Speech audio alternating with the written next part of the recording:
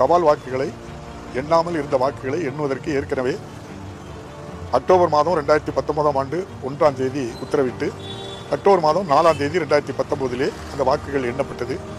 அந்த வாக்கு எண்ணிக்கையின் அடிப்படையில் 105 வாக்குகள் வித்தியாசத்தில் நான் வெற்றி பெற்றதாக மாண்புமிகு உயர்நீதிமன்ற நீதியரசர் அவர்கள் இன்று அறிவித்திருக்கிறார்கள்.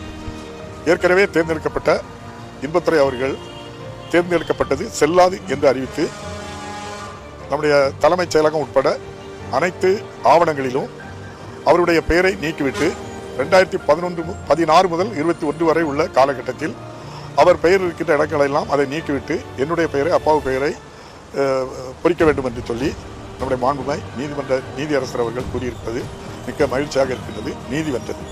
ராதாபுரம் தேர்தல் தொடர்பாக ஒரு தீர்ப்பு வந்திருக்கு. இந்த தீர்ப்புக்கு நான் அப்பீல் போவேன். அதாவது 2016 நடைபெற்ற அந்த தேர்தலில் 49 வாக்குகளில் நான் வெற்றி பெற்றது செல்லாது, மறு வாக்கு எண்ணிக்கை நடத்தணும், கடைசி 3 ரவுண்டு தன்னை வெளியே தூக்கி போட்டுவிட்டு இன்பதுரை எண்ணினார் என்று ஒரு குற்றச்சாட்டோட ஒரு அப்ளிகேஷன் போட்டிருந்தாரு. தேர்தல் பெட்டிஷன் ஒன்று ஃபைல் பண்ணியிருந்தாரு. அந்த பெட்டிஷனில் ஒரு தீர்ப்பு, இடைக்கால தீர்ப்பு இந்த சென்னை உயர்நீதிமன்றம் கொடுத்து என்னன்னு கேட்டால் ரீகவுண்ட் பண்ணணும்,